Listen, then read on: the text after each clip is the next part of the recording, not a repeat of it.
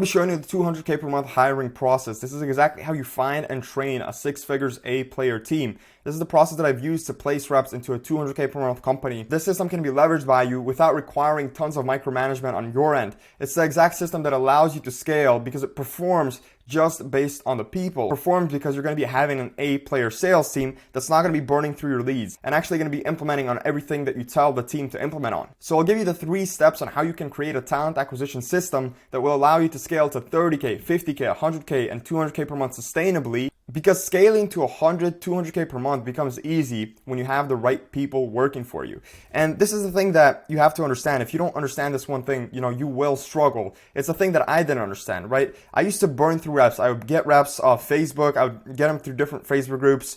And then they would just burn through leads. They would underperform. They would go on these trial periods. I would waste weeks trialing these sales reps to only then fire them, see that they've burnt through a ton of leads, and then repeat the process. Once I understood the importance of having a talent acquisition system, that's when things changed, because then I started optimizing for scaling when I started hiring salespeople. And I think that you understand that too, because that's why you're watching this video. You understand that there is no business without having strong people behind that business. And when you get the right sales hires, you can scale your revenue, but you can also increase your margins because every metric in your business becomes way leaner. That's when you can automate your entire lead generation process. With that, it's also important to understand the difference between delegation and automation, right? When you delegate something, you're just delegating a task, but you're still tied to it. You're still micromanaging it. That's what I meant by not having to micromanage a team. If you have a team of 8 players, there's going to be very, very little micromanagement that's required because they already know what to do. It's just you have to find those 8 players first. Because when you can align and understand how huge business owners like Iman, Hermosi, Cardone, how they use the system to hire the best talent in the market, nothing will prevent you from scaling your own acquisition system.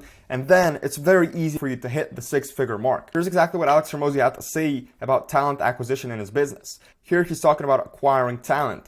You sell them during the interview, so you should have a process, a script. Just like you have a sales script, you have a script internally. So once the talent comes in, that's what he means by they come in to believe what you believe, share the values that you have, and then hopefully, just like a normal sale, disqualify people that aren't a good fit. And once they are in, fulfill on the promises that you made to them and increase the value of that person, show them how they can fit and provide value to the company.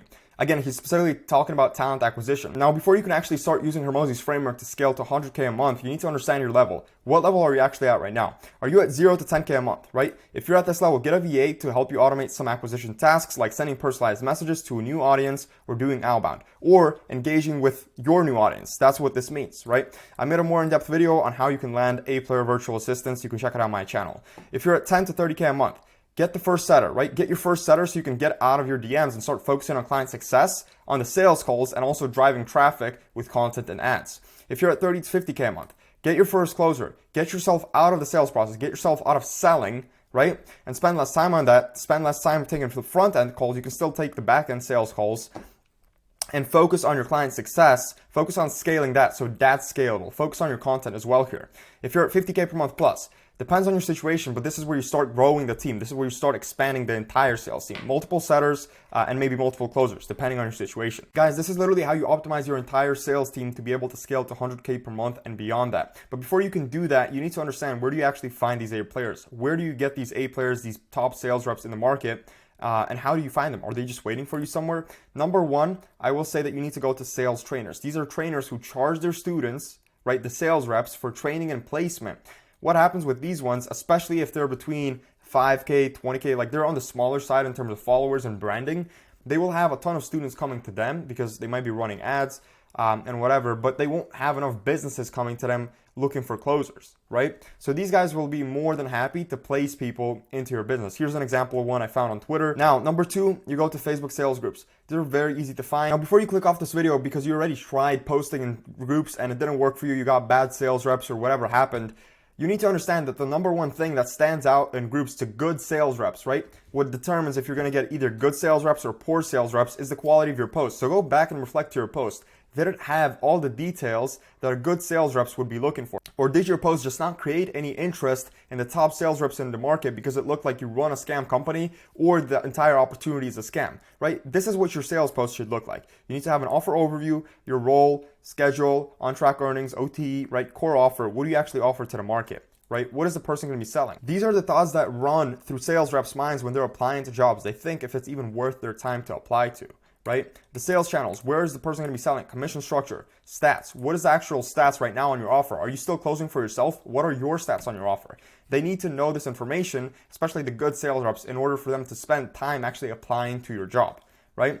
And it's important to understand here, if you do this on Indeed or Upwork, which is another channel, the only difference between Facebook and those channels there is you should not have a CTA on Upwork. So that's the exact talent prospecting process that's going to allow you to scale to 7 and 8 figures per year. But unfortunately, this is not going to eliminate all of the bad apples. Whether you go to sales trainers, the groups, you're still going to get people who are unqualified applying to your job. So how do you actually disqualify them? How do you spot who is going to be qualified for your position, who's going to be disqualified, who can you actually train, who's trainable, right? Who's going to follow you, who's going to be loyal to your company, and who's actually going to be hungry to put the reps in and make the most out of the leads that you give them. Number one thing you should be doing is qualifying experience. Are they actually experienced? Do they have at least 6 to 12 months of experience, either actively setting or actively phone setting? And by actively, I mean it's not like they did it part-time for a few weeks and they claim that they've done it for 6 months, like active experience, right?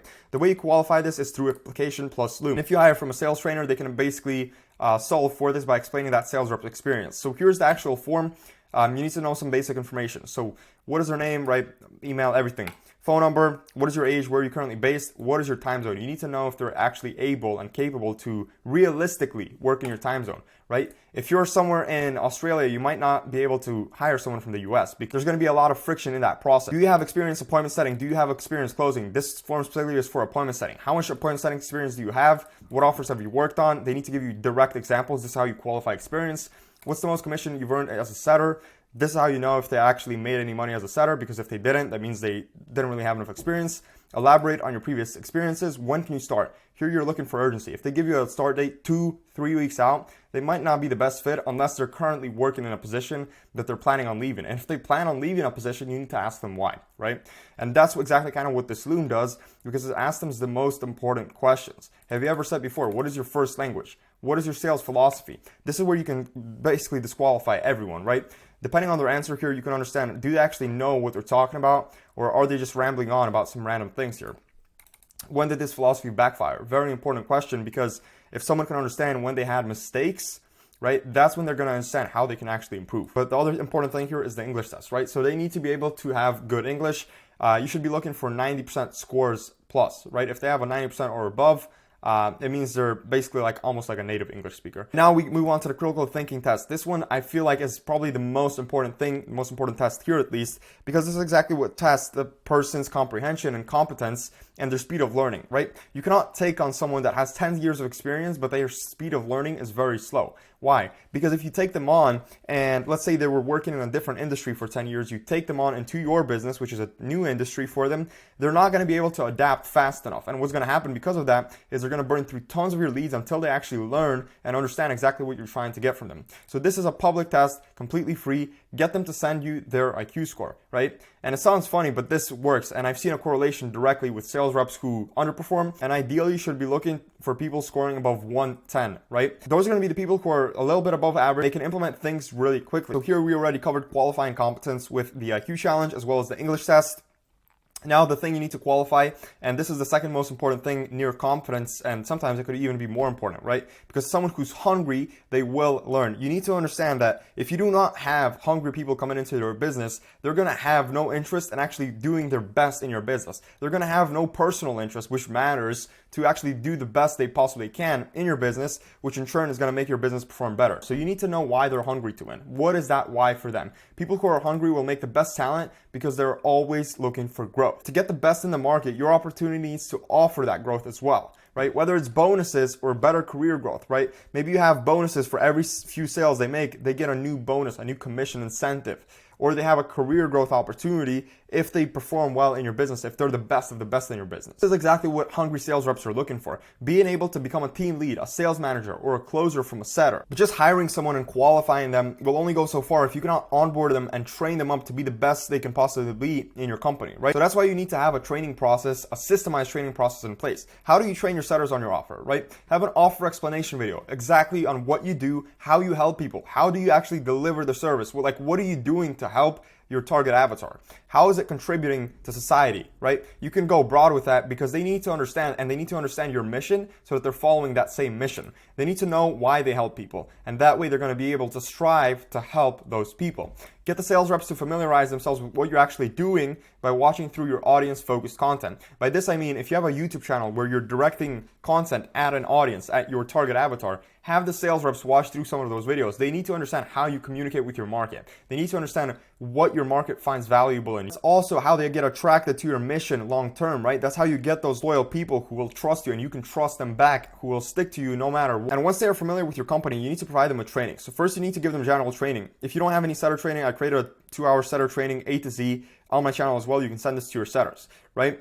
Then you need to create an industry-specific training. How do they actually sell in your industry? Sales is similar across different industries, but when they understand the intricacies of selling your specific offer, that's when they will excel. How do they actually do it specifically for your niche, for your industry? When they understand that, when you can help them understand that, that's when you're going to have higher margins. That's when you're going to have higher revenue generated by your sales reps, right? Because you're going to have the best of the best in your specific industry. Then you need to set expectations for these setters. What are they actually striving to hit every single day? What is a non-negotiable for them every single day? They need to have an end of the day report. So how many people are they supposed to be messaging every day? How many calls are they supposed to be booking every day? How many conversations are supposed to start every day? That's their target KPIs, and they also need to understand their daily workflow. Give them a Google Sheet listing one by one. What do they start their activity with? So usually setters, for example, they're going to be starting by following up at the people who are the closest to actually converting onto a sales call, right? So they're going to do follow-ups with them.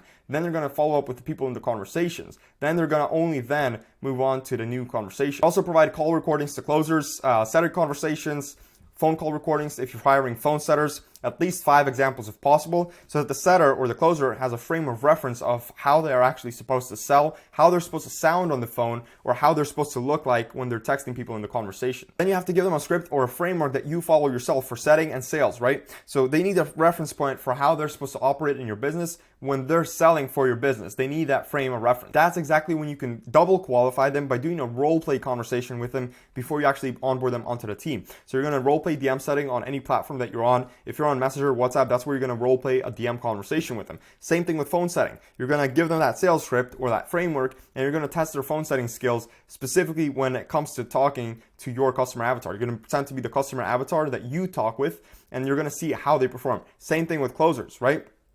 If you can tell they have no clue what they're doing, they don't get hired. Simple as that. After you do all this, this is when you hop on a call with the sales reps. I do not recommend doing group calls for this. If you can do one-on-one calls for as long as possible, it's just better because it's more personal. People aren't actually as scared to give more information about themselves. When they're getting on a group call, they could be more shy. They could, cover some things up. When they're talking to you one-on-one, they're going to be more real with you and more straight up with you. This is also the best way to find if the sales reps is truly hungry by asking the why question face-to-face on a live call. Best way to do it. Get them to expand on their answers as well. So when you give them this application form, read through their answers before that call, skim through them, take a few minutes to do that. Once all of this is done, this is when you onboard. If you're still watching this, here's a bonus tip for you. You need to actually retain the rep when the rep joins, right? And you're not going to retain the rep by just ghosting the rep when they join, ghosting them for 2 weeks, not really helping them. You have to do everything in your power to make sure that rep succeeds and actually stays in your, because if you really did hire an A player, the last thing you want to happen is for the A player to leave because of you messing up. So personally, I recommend doing daily conversation or call reviews with Loom or daily calls, right? It's better if you do daily calls. If you don't have the time for that, or you don't have the schedule flexibility for that, do Looms, right? Do a 30 to a 60-minute Loom. Sounds like a lot, but that's exactly how you optimize your team. If you're too big for that, then have a sales manager or a setter manager do that for you, right? Have this done for at least 7 days. Give them live feedback. And this is exactly where this test here plays a part, because if their speed of learning is fast, based off this test, this is how they're going to adapt very quickly. Within that week, they're going to be able to adapt to your offer, and they're going to be able to perform without lagging behind you or the rest of your sales team. And then they're going to be able to sell like crazy. They're going to bring in tons of deal flow for you and help you scale to 100, 200, 300K a month. So that's exactly how you hire and scale a 200K per month sales team. When you do need help scaling your own sales team, book a call with me down below. And if you need any of the resources like the template here, the tests, join my school. There's a link also down in the description, and I'll be waiting for you. Hopefully this was helpful, and have a nice day.